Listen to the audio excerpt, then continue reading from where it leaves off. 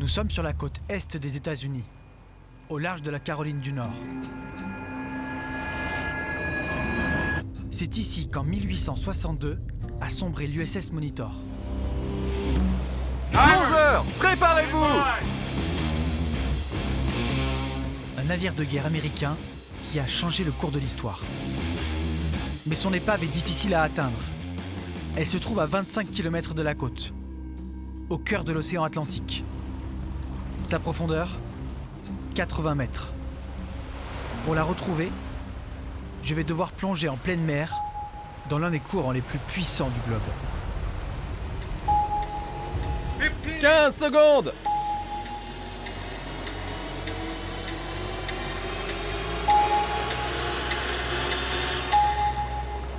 Go, go, go!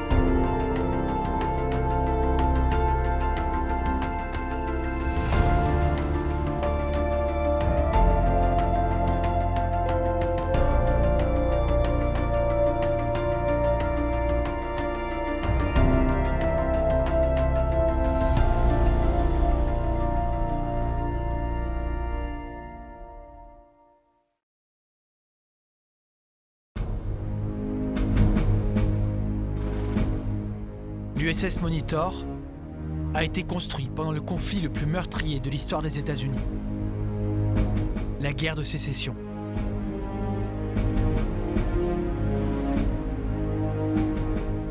Au milieu du 19e siècle, cette guerre fratricide a opposé les États du Nord, abolitionnistes, à ceux du Sud, esclavagistes. En pleine révolution industrielle, c'est le premier conflit moderne de l'histoire. Il a changé la marine de guerre pour toujours, avec l'apparition de navires blindés et motorisés.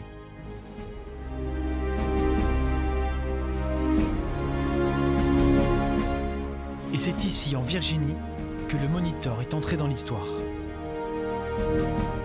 Il a combattu pour la première fois au cours d'une bataille navale décisive entre Nord et Sud. La bataille des Hampton Roads, plus connue sous le nom de choc des cuirassés.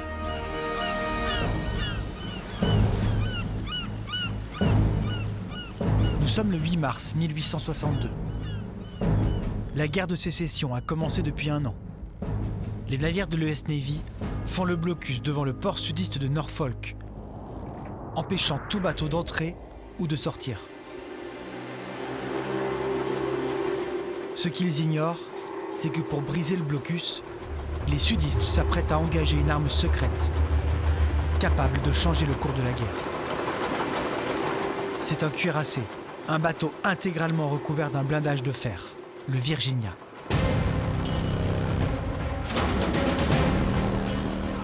Sur leur navire en bois, les marins nordistes sont pris de panique face à ce monstre de fer.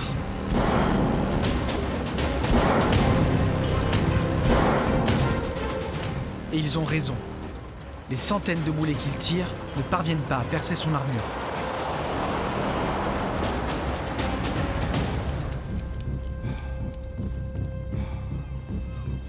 Mais le lendemain matin, coup de théâtre. Les nordistes voient arriver en renfort aux Hampton Roads un navire étrange, doté d'une tourelle rotative, battant pavillon des États-Unis. Construit dans le plus grand secret, son équipage le manœuvre pour la première fois. Son nom, le Monitor. D'un côté, le Virginia aligne 40 canons. Face à lui, les marins du Monitor n'en ont que 2. Et pourtant, ils vont tenir tête au monstre. À l'issue de la journée, aucun des 2 navires n'a pris le dessus sur l'autre. Mais le Monitor nordiste a empêché le Virginia de poursuivre son entreprise de destruction.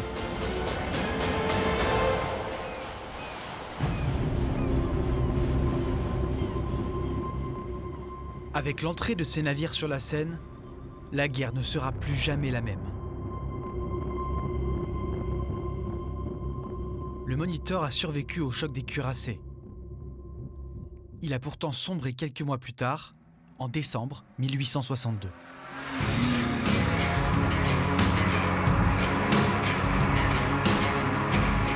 Pour explorer son épave, je me rends en Caroline du Nord.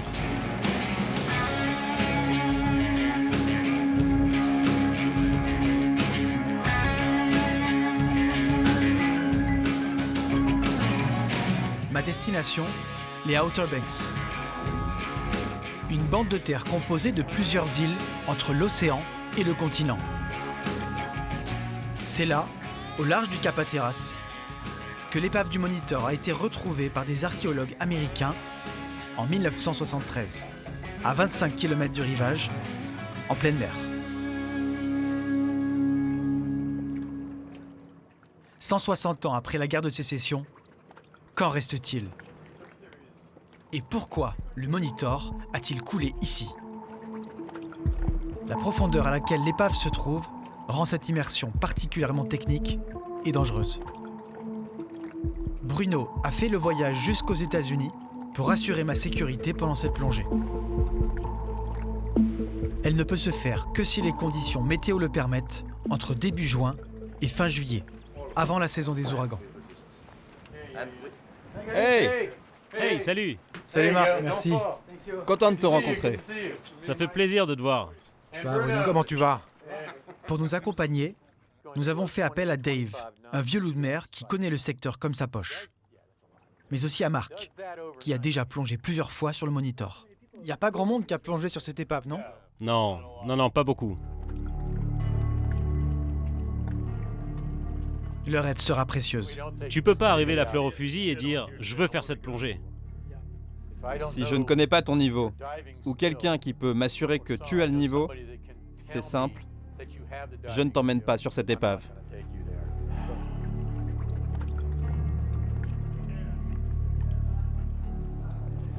Le courant est toujours assez fort,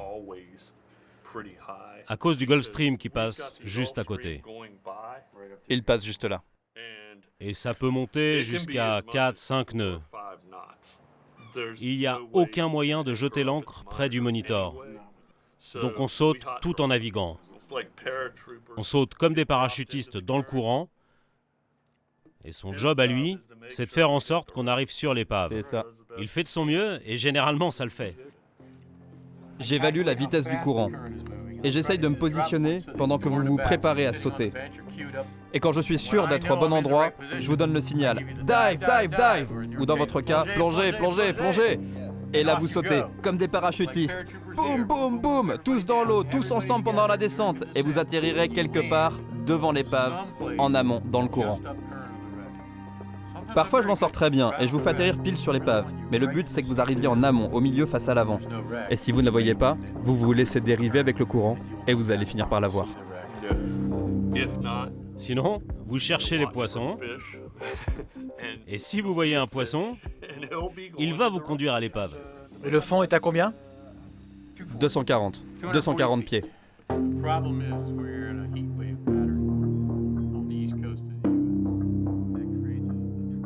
240 pieds, 80 mètres de profondeur.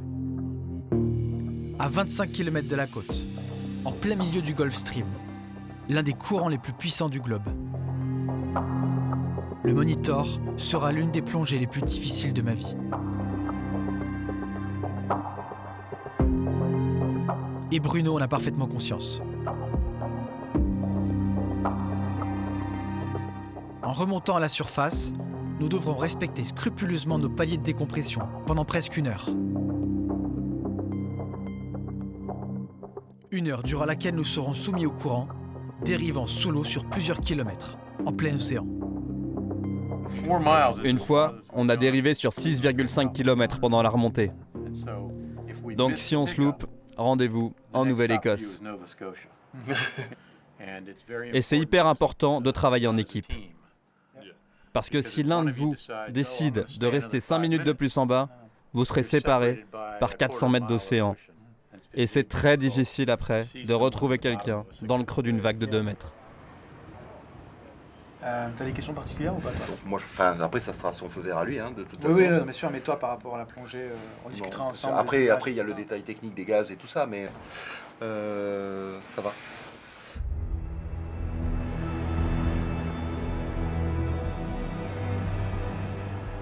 Lorsque le Monitor a coulé le 31 décembre 1862, il était en route pour sa prochaine mission.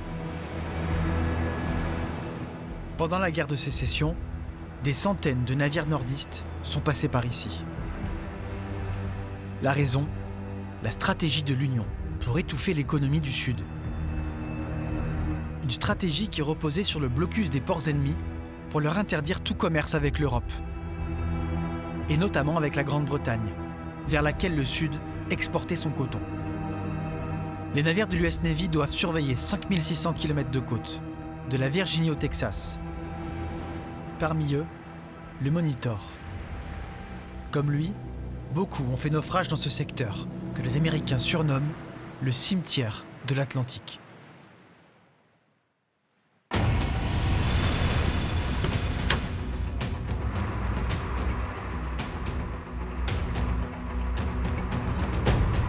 Le lendemain matin, une fenêtre météo nous permet de tenter notre chance.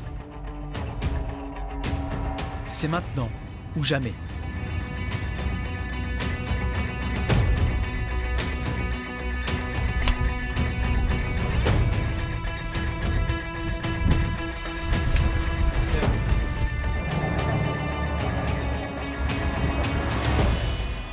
Pour rejoindre l'épave du Monitor, il ne faut pas moins d'1h30 de navigation, afin de parcourir les 25 km qui la séparent de la terre ferme.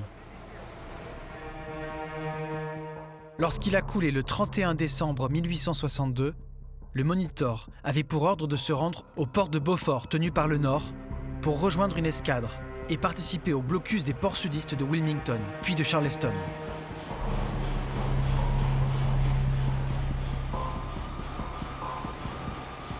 Au cas où il tombe en panne en pleine mer, le Monitor était accompagné d'un autre navire, un remorqueur, le Rhode Island.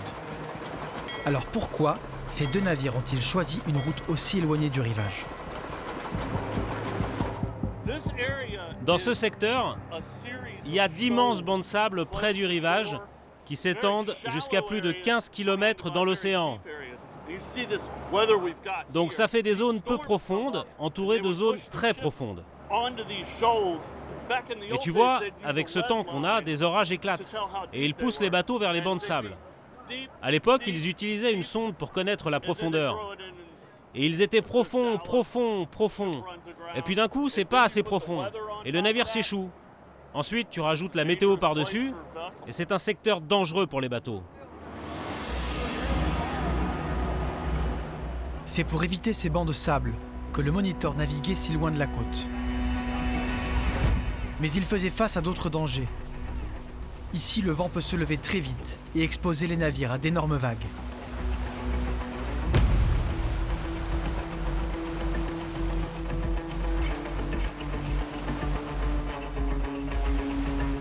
Ça bouge pas mal par ici, hein? Quand le bateau est secoué par la mer comme ça, il faut faire attention à pas te retrouver dans quelque chose dont tu ne pourras pas sortir. Ouais. Donc, si les conditions ne sont pas réunies, vous sautez pas. Nous approchons de l'épave, marquée par un point GPS.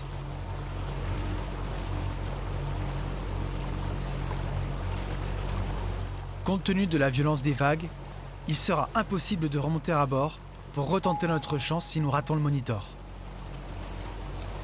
Nous n'avons droit qu'à un seul essai. Tout repose sur Dave qui doit nous larguer au bon moment et au bon endroit, dans le courant, juste en avant de l'épave. Plongeurs, préparez-vous! Pour cela, il doit positionner son bateau avec une précision de mètre. 30 secondes!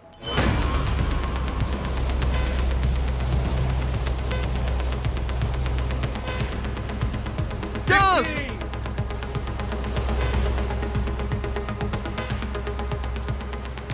10! 5, 4, 3, 2, 1. Go, go, go! Go, go, go!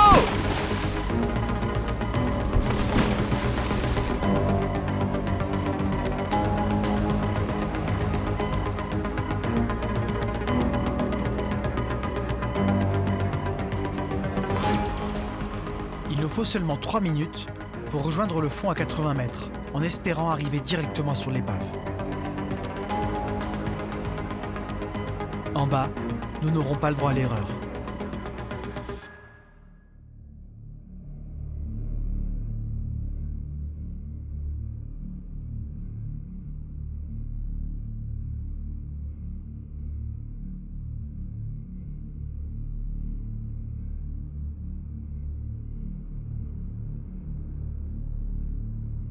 À partir de maintenant, nous ne disposons que de 15 minutes pour trouver et inspecter le navire.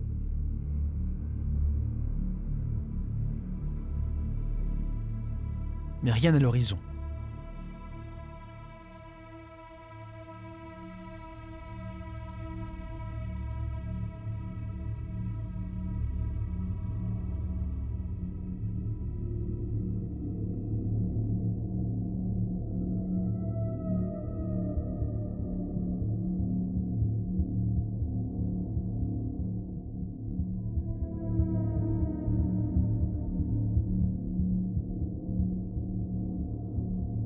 Les épaves attirent toujours les poissons. Nous ne sommes donc pas très loin. Ces vestiges sont des plaques de métal qui recouvraient la coque.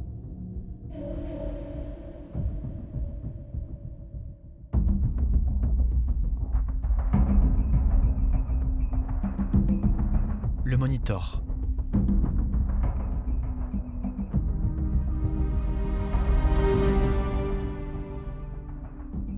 Nous devions arriver par l'avant, mais le courant nous a fait dériver vers l'arrière. Ce que je vois, c'est la section latérale du pont. Protégée par son blindage, elle est couverte de concrétion, mais parfaitement conservée.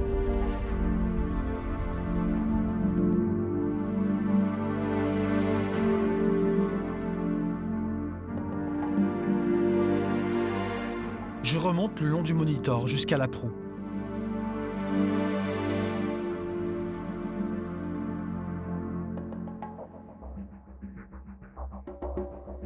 Et je découvre le navire dans toute son ampleur.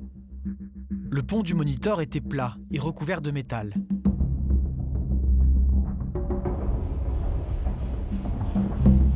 Il s'est donc renversé en coulant.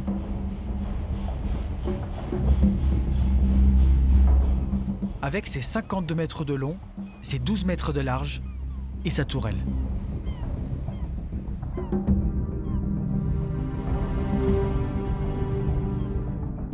À l'arrière, je découvre les restes des chaudières du moteur à vapeur. Ce moteur lui permettait de naviguer à la vitesse de 8 nœuds, près de 15 km/h.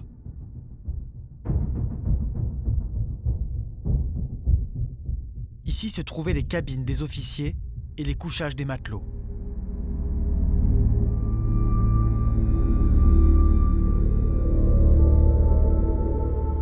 De retour vers la proue, il y a cette ouverture qui servait à faire passer l'ancre.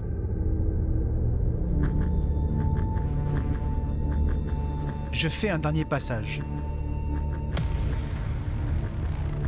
En regardant les membrures de la coque, je comprends pourquoi le Monitor a coulé. Son tirant d'eau était très faible, à peine 3 mètres. C'est très peu. Cela veut dire que le Monitor n'était pas conçu pour naviguer en haute mer et par mauvais temps, lorsque les creux des vagues sont les plus grands. Mais qu'il avait été imaginé pour participer au blocus aux abords des ports, près du rivage, et pour remonter les rivières. Ce n'est pas surprenant que cette traversée dans l'un des secteurs les plus dangereux de la côte Est lui ait été fatale. D'autant qu'elle avait lieu en plein hiver, la pire saison pour naviguer dans la région. Bruno me fait signe, nous devons remonter.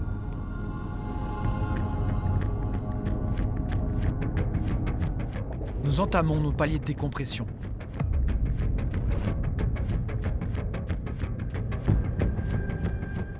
Nous envoyons un parachute en surface pour permettre à Dave, notre skipper, de nous suivre pendant que nous dérivons sur plusieurs kilomètres.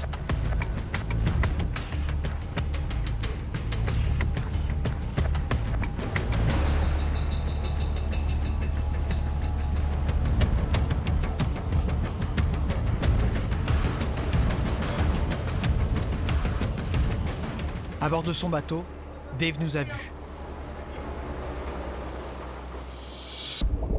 Mais sous l'eau, nous l'ignorons.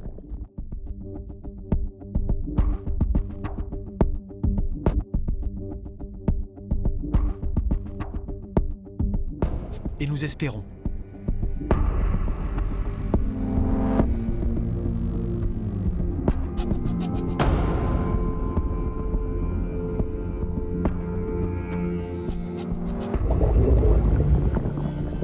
Une heure plus tard, nous refaisons surface.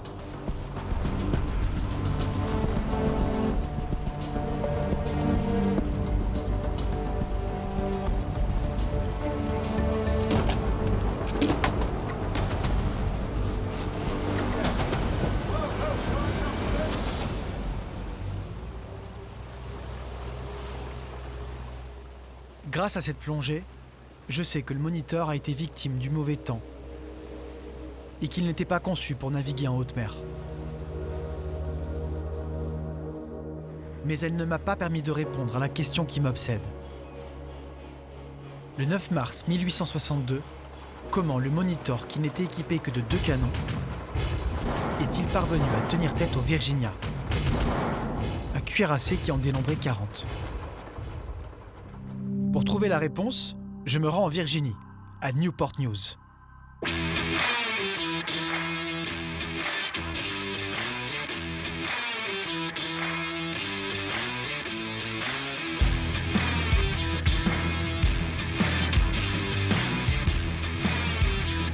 Ici, toute la région vit au rythme de la base navale de Norfolk et des chantiers de l'US Navy.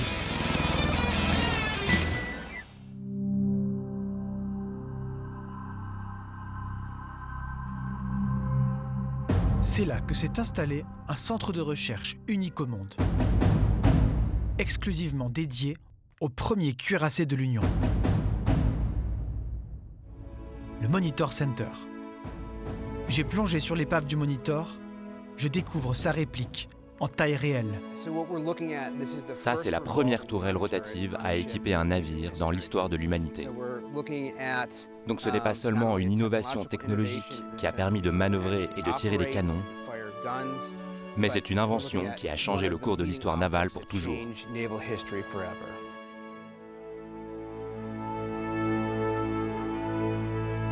Will Hoffman est archéologue et son conservateur en chef, le spécialiste du Monitor. Imagine-toi en mars 1862. T'es au milieu de cette bataille. La veille, les Confédérés ont réduit en pièces l'escadre nordiste qui faisait le blocus. Et il voit arriver ce petit bateau qui dépasse à peine de l'eau. Il voit cette tourelle rotative. Donc de découvrir ça dans le feu de l'action, c'est un choc technologique, mais aussi psychologique. Et personne ne sait vraiment si elle va fonctionner.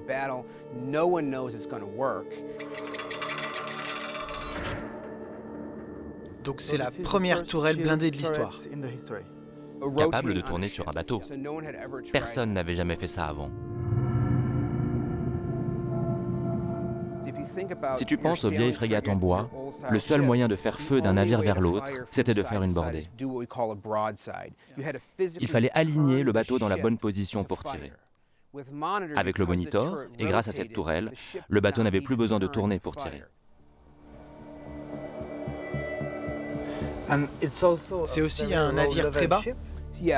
Oui, le Monitor a été conçu de sorte à ce que le maximum du navire soit sous l'eau. Donc l'équipage passait la majeure partie de son temps sous le niveau de l'eau. Est-ce que ce serait une sorte de premier sous-marin? Je dirais que c'est un semi-submersible. Semi-submersible.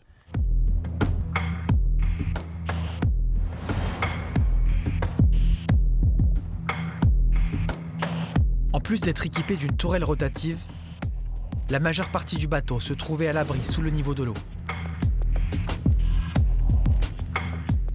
S'il a pu résister face aux 40 canons du Virginia, c'est parce que c'était une cible particulièrement difficile à atteindre.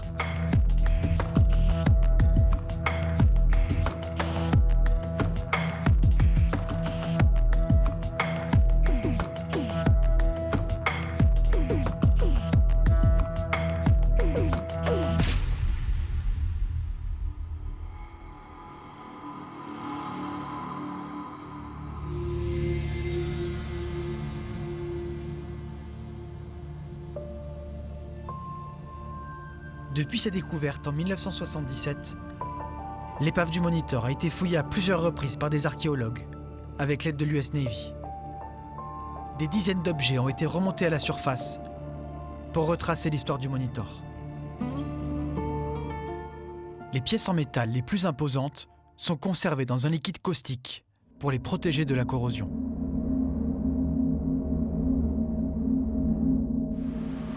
Ah ouais, c'est énorme. Oui, ils sont imposants. Donc ça, c'est l'un des deux canons. Oui, Et combien ça pèse? à peu près 8 tonnes. Et les canons, ils tiraient l'un après l'autre, un à la fois? De ce qu'on sait, ils tiraient avec un canon pendant qu'ils rechargeaient l'autre.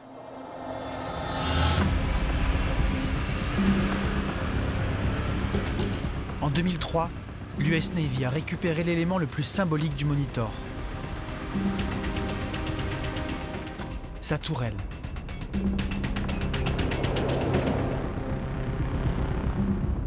Pas moins de 160 plongeurs ont été mobilisés pour remonter à la surface cette structure en fonte de quelques 100 tonnes.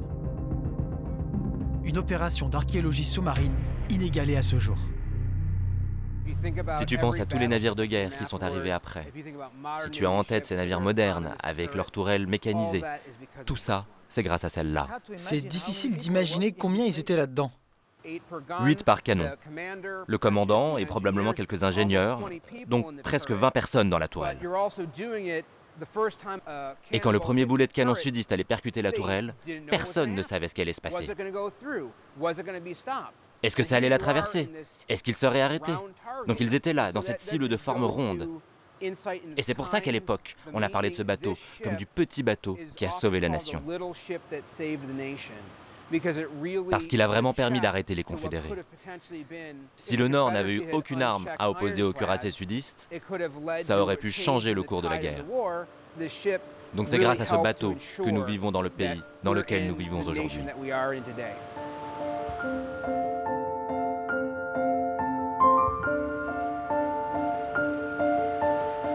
Le petit bateau qui a sauvé la marine nord-américaine d'une débâcle. C'est ce qui explique pourquoi le Monitor est aussi important pour les Américains. Et que son épave ait été fouillée avec des moyens considérables.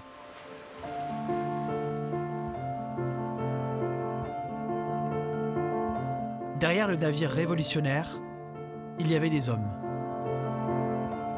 Il s'appelait John Warden,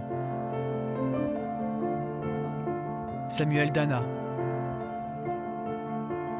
William Fly ou encore James Malone. Les 65 marins du Monitor étaient tous des volontaires. Volontaires pour combattre pour le maintien de l'union entre Nord et Sud. Mais aussi pour l'égalité entre tous les Américains.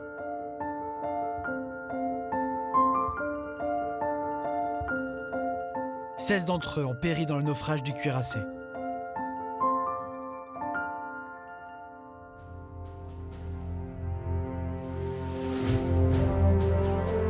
Après le naufrage du Monitor, l'US Navy a construit 14 autres cuirassés similaires pour maintenir la pression du blocus sur les ports sudistes. Une supériorité technologique à laquelle s'ajoutait une supériorité numérique. Fort des principaux chantiers navals du pays, en l'espace d'un peu plus d'un an, la marine nord-américaine est devenue la première marine au monde avec plus de 650 bâtiments actifs. Pourtant, le conflit s'est enlisé. Et malgré la supériorité économique du Nord, la guerre a continué jusqu'en 1865. Et si le blocus n'a pas été aussi efficace qu'attendu, c'est parce que le Sud a trouvé les moyens de faire face à la supériorité technologique et numérique du Nord.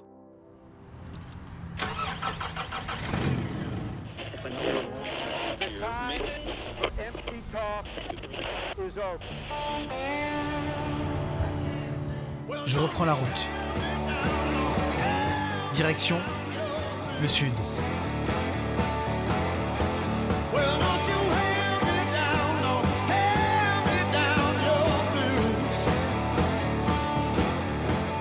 J'aperçois le drapeau confédéré, signe que le souvenir de la guerre de sécession est encore bien vivant.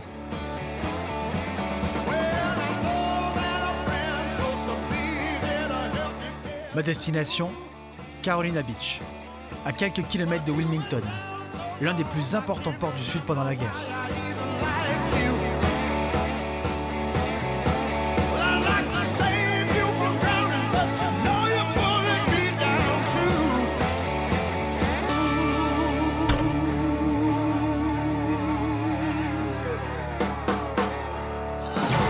Salut Billy. Salut.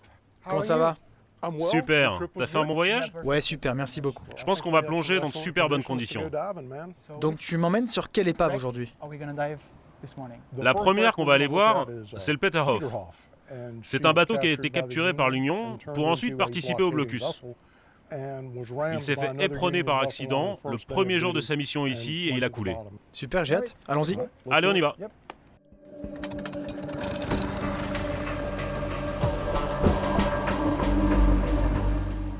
Billy Ray Morris est archéologue sous-marin. Il a plongé des centaines de fois dans la région. Est-ce que tu as une idée du nombre d'épaves qui reposent au fond par ici? De la guerre de sécession? Ouais, 27. 27. C'est la plus grande concentration d'épaves de la guerre de sécession au monde.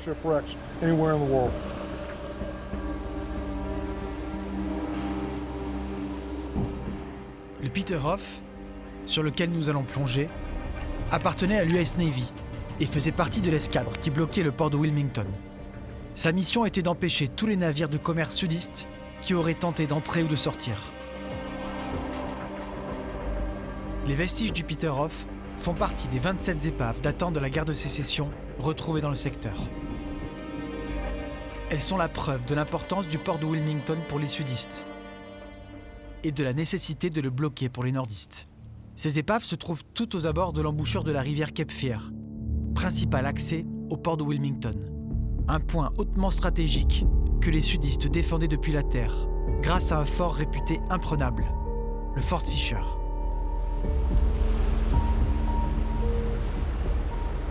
Cette petite colline là-bas, c'est quoi?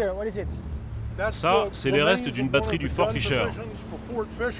Fort Fisher, c'était le plus gros fort de l'armée confédérée et le mieux défendu. Donc là, on est à portée des canons. Ah ouais, clairement. Si on était sur un navire du Nord, il nous aurait coulé.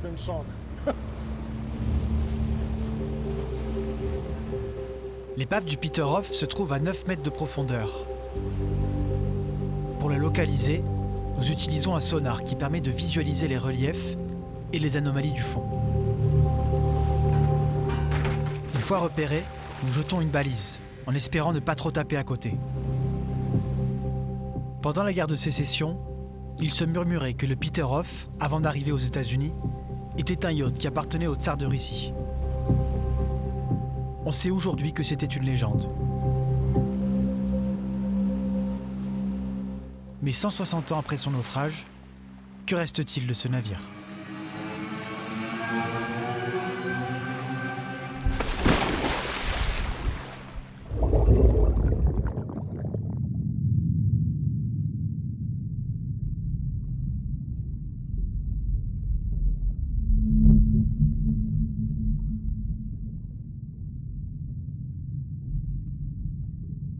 À peine sous l'eau, je perds Billy Ray de vue.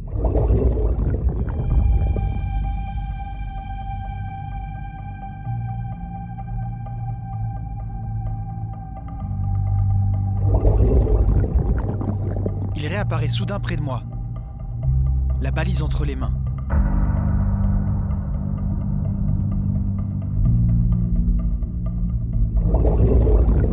Nous la suivons pour descendre vers l'épave.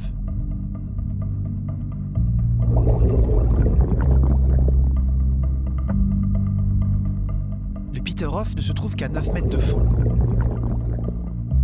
Mais déjà à 6, la luminosité s'effondre.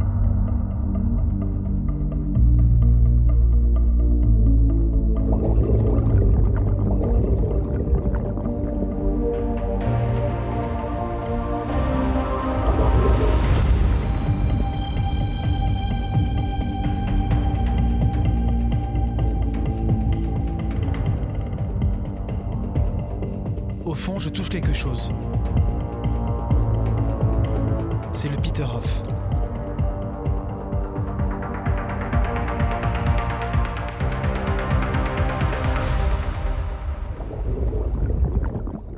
Mais l'eau est tellement chargée de particules que nous sommes obligés de sonder le terrain avec nos mains. L'optique de ma caméra me permet de voir plus loin. Alors je me fie à son écran pour trouver mon chemin. Mais Billy Ray me fait signe de remonter.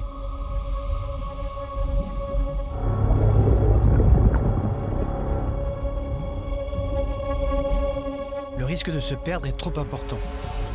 Même pour lui, qui a fouillé le Peterhof des dizaines de fois.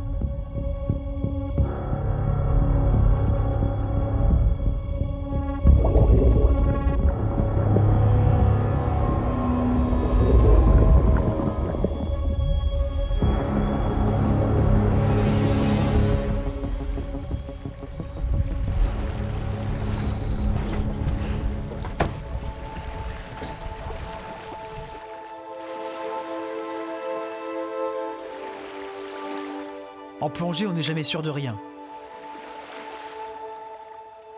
Et c'est une réalité avec laquelle doivent composer les archéologues sous-marins comme Billy Ray.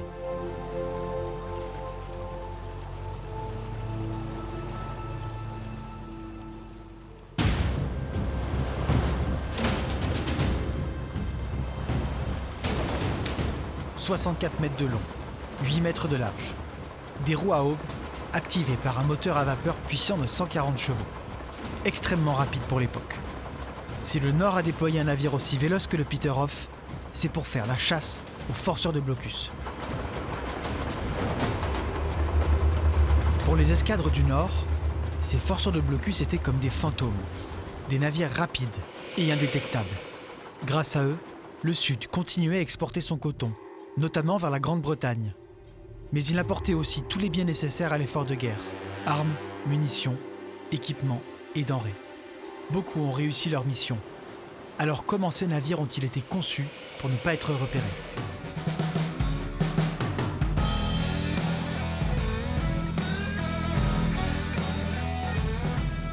La ville de Wilmington. Dès le début de la guerre en 1861, c'était l'un des principaux ports sur la côte atlantique des États-Unis.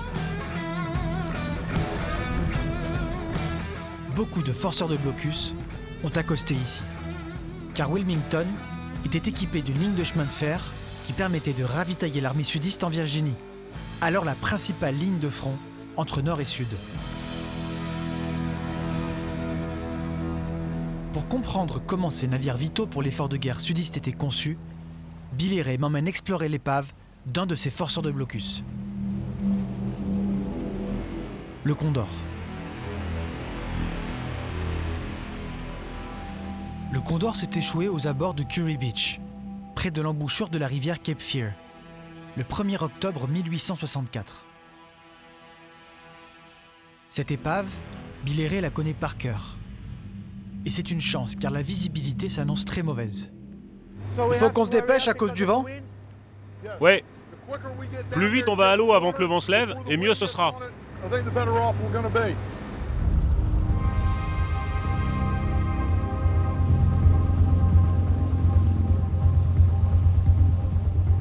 Ça a pas l'air terrible en surface, mais ça pourrait être mieux en bas.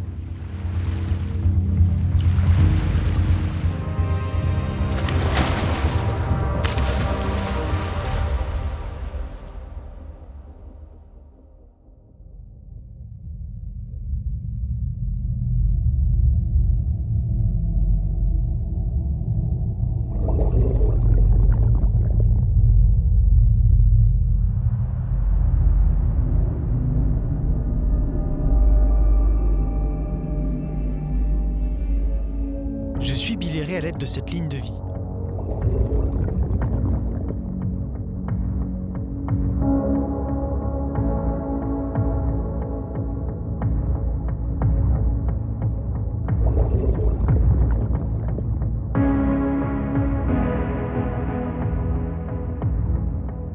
À 6 mètres de fond, l'épave du Condor.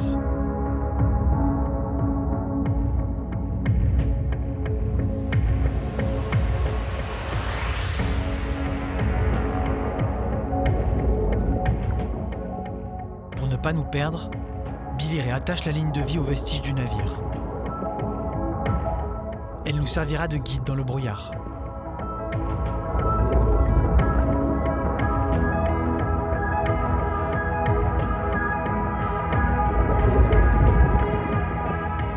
Nous remontons le long du Condor. Mais avec cette visibilité et les algues qui recouvrent l'épave, c'est difficile de distinguer.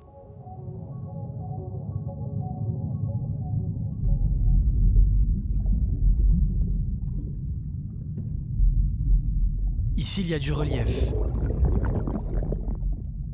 Des éléments plus hauts que le reste des vestiges. C'est sans doute le moteur, la machinerie du Condor. Et je comprends au geste de Billy Ray que ce moteur était équipé d'une première roue à aube d'un côté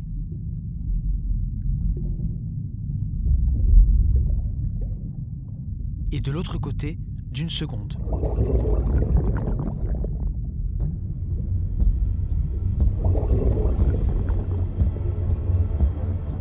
Je suis Billy Ray plus haut.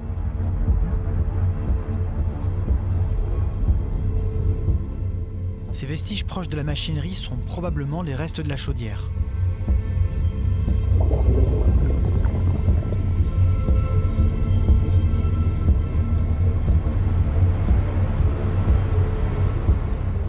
Mais au bout de quelques minutes, je perds complètement la trace de mon compagnon de plongée.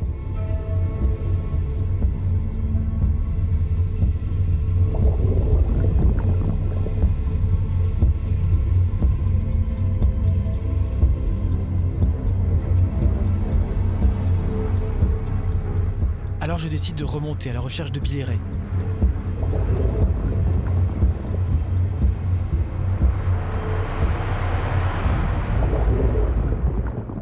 Et lorsque je finis par le retrouver, je réalise que j'ai palmé sur au moins 30 mètres.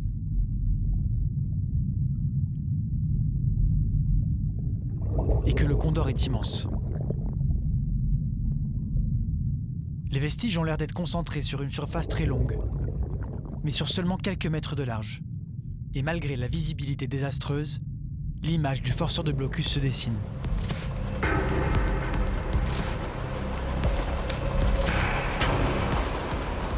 Celle d'un navire d'environ 70 mètres de long, motorisé, équipé de 2 roues à aube, à la coque recouverte de plaques de fer.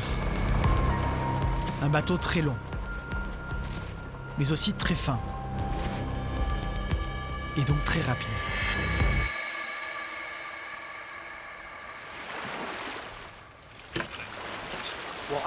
Je pense qu'il faut qu'on sorte. Tu vois derrière moi? Le temps? C'est pas bon. Ouais, c'est en train d'empirer. Allez, on sort. Je veux pas rester ici si ça pète. Allez.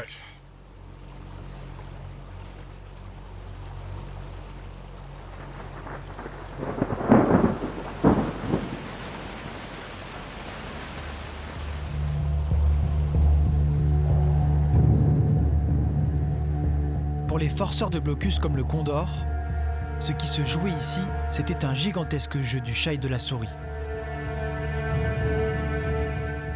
D'un côté, les escadres de l'US Navy, qui jouaient la carte du nombre pour surveiller les côtes, mobilisant plusieurs dizaines de navires dans le secteur. Et de l'autre, les forceurs de blocus sudistes, qui jouaient celle de la vitesse. Le temps est vraiment mauvais. C'est difficile de s'imaginer comment on peut combattre en mer avec un temps pareil. En fait, pour les forceurs de blocus, c'était des conditions idéales. Ils étaient pas en gris, très clair. Presque la même couleur que ce que tu vois là. Et ça leur permettait d'échapper à la vigilance des navires de l'Union lorsqu'ils approchaient. Regarde comme on voit rien. On sait que la Terre est juste là et on la voit pas.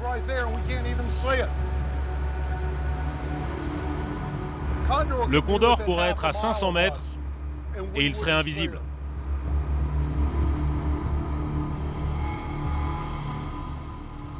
Vitesse, camouflage en gris. Sur les forceurs de blocus, rien n'était laissé au hasard pour échapper aux nordistes. Quel type d'atout ils avaient pour passer inaperçus? Ces navires, ils naviguaient sans lumière. Leurs mâts et leurs cheminées étaient abaissables pour passer inaperçus. Tout était conçu pour en faire des navires furtifs et rapides. Ils utilisaient du charbon anthracite qui ne faisait pas beaucoup de fumée. Et les feux dans les chaudières étaient très faibles pour ne pas laisser échapper d'étincelles. De leur côté, les navires nordistes cherchent ça. Et s'ils ne les voyaient pas, ils pouvaient les entendre à cause de leurs roues à aubes qui faisaient beaucoup de bruit. Le but pour l'Union, c'était de capturer ou de couler ceux qui étaient isolés. Ils avaient des canons à bord? S'ils avaient eu des canons à bord, les États-Unis auraient pu les considérer comme des pirates. Et c'était la corde pour tous ceux qui étaient capturés. Donc pas d'armes. Et la plupart des marins n'étaient pas sudistes, mais britanniques ou écossais. Donc s'ils se faisaient capturer, au bout de quelques mois, ils étaient libres de repartir et ils pouvaient recommencer. Qu'est-ce qui les motivait? L'argent. C'était le commerce maritime le plus lucratif sur Terre à ce moment-là. Et ces types gagnaient plus en un seul voyage que ce qu'ils pouvaient gagner en un an.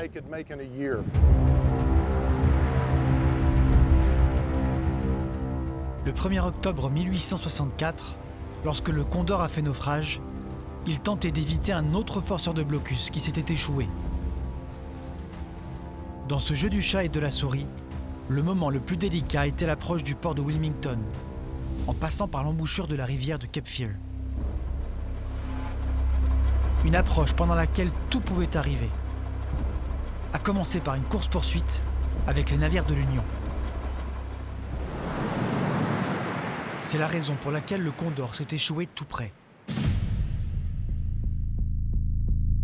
À son bord, en plus de sa cargaison, une des personnalités les plus importantes de la Confédération. L'espionne sudiste Rose Green Howe. Elle rentrait de Grande-Bretagne, où elle était en mission diplomatique. Elle est morte noyée après le naufrage. Elle sera honorée par les Confédérés lors de funérailles militaires au cimetière de Wilmington, où elle repose toujours. Beaucoup de soldats et d'officiers qui ont servi dans l'armée confédérée sont enterrés ici. Ok. Chris Fonvielle est historien. Voilà la tombe de Rose Green Howe, la célèbre espionne et diplomate sudiste, émissaire de la Confédération. Son but, c'était la reconnaissance des États confédérés d'Amérique à l'étranger. « 160 ans après la guerre, sa tombe est encore entretenue. Pourquoi c'était si important pour les Confédérés d'essayer de convaincre les Anglais de les avoir de leur côté? Les sudistes voulaient avoir le soutien de la marine britannique, qui était la plus puissante et la plus grosse du monde. La Royal Navy aurait pu mettre un terme au blocus du président Lincoln. Mais même Rose Green Howe n'a pas réussi à convaincre le gouvernement britannique de soutenir la Confédération.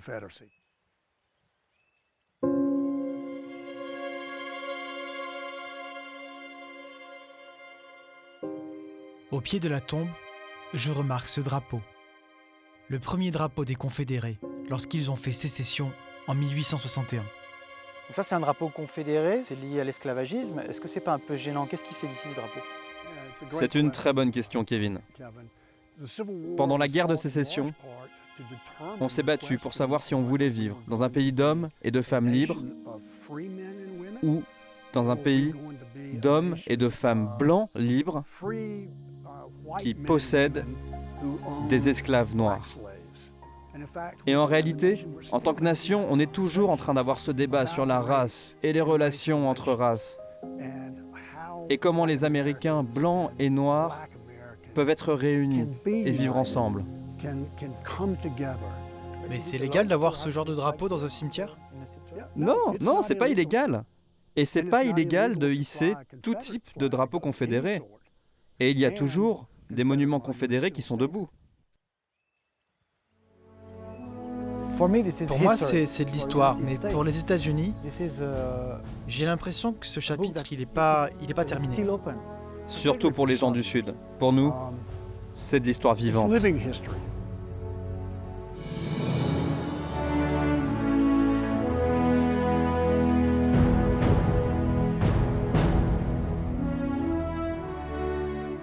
La guerre de sécession a pris fin le 26 mai 1865.